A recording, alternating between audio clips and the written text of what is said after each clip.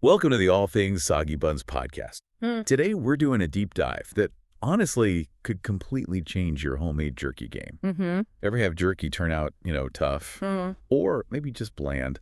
Or, the worst, it goes bad way too fast. Oh, yeah, it happens all the time. Well, we're aiming to fix that. We're digging into the secrets from Toby and Ola. Oh. They're the folks behind Soggy Buns. That's the Maryland-based food truck and catering service. Exactly. They've really perfected this ultimate smoked beef jerky, Yeah, and we're going to pull out all the key bits of wisdom for your kitchen. that's the mission, right? Gets you the know-how from their extensive experience so you can get that huge, amazing flavor at home. Forget all the trial and error. Right, we want the blueprint. Yeah. So, okay, let's kick things off. Where do Toby and Ola say we need to start? What's foundational? It really begins with the meat. No surprise there, maybe. Makes sense. They stress that, yeah, lots of cuts can work, but you really want a lean, flavorful cut as your base. They often use top round, bottom round, lifter, or pectoral. Lifter or pectoral. Interesting. Yeah, and what's really cool is how they break down why. There are three, crucial things they look at. Okay, I'm guessing these aren't the obvious ones. Not entirely. First up is the amount of fat. Now, you might think fat equals flavor, like in a steak. Yeah, usually. But for jerky, Toby and Ola found fat is basically the #1 reason it spoils fast. It just doesn't dehydrate properly. So it goes rancid. Exactly. So for jerky, you want to keep a while. Leaner cuts like flank steak or lifter are way better. Now, if you're going to, eat it all in a day or two, Then maybe it's less of a big deal. less of a worry, yeah.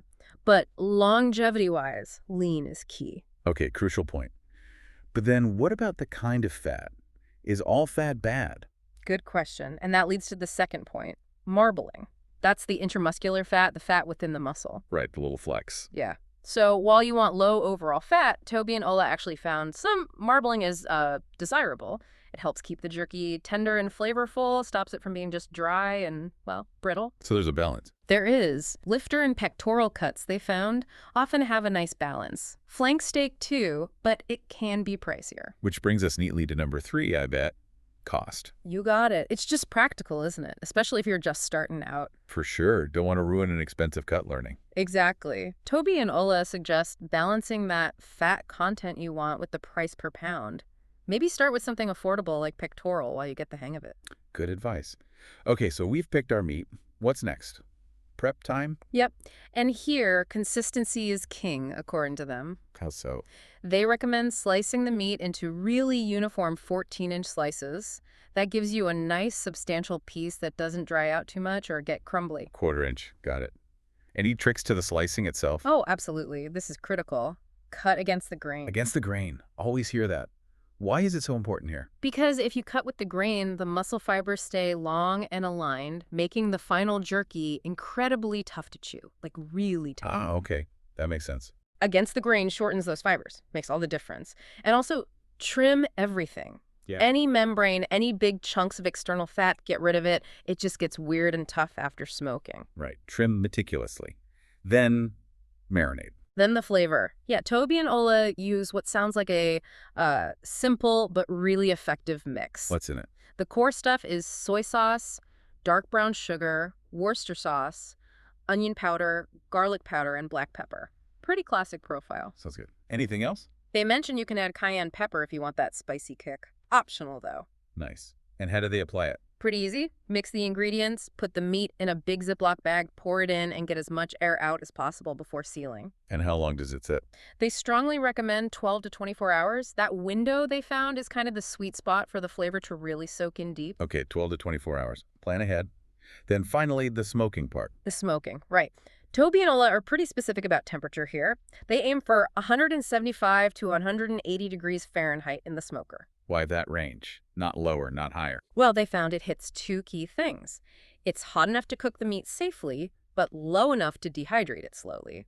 If you go too hot, the outside cooks too fast and seals moisture in, which you don't want. Ah, the dreaded case hardening. Exactly. So 175, 180F avoids that. Before it goes in, though, just lightly pat the strips with paper towels. To dry them off completely. Not totally. Just get rid of excess surface moisture. A little bit is actually good. It helps with caramelization during the smoke.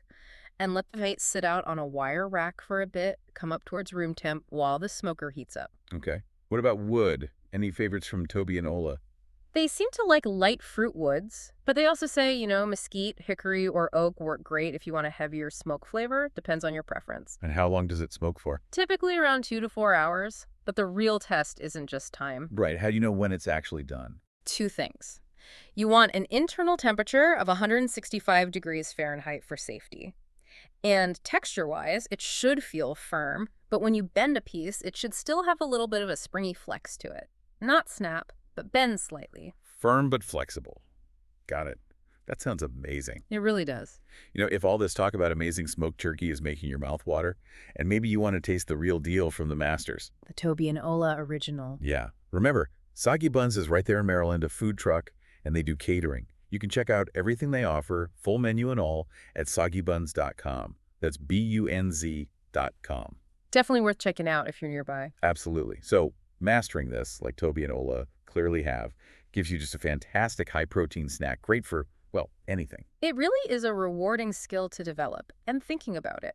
Applying these basics, these fundamentals we've talked about, Yeah. what other directions could you take it? What other flavor combos could you try? Or maybe even different types of meat, sticking to these principles of lean cuts, proper slicing, and slow smoking. Interesting thought to leave people with. Lots of possibilities. No, sure. Well, for more incredible food inspiration or catering from the source, head over to soggybuns.com. Good stuff. And thank you for listening to the All Things Soggy Buns podcast.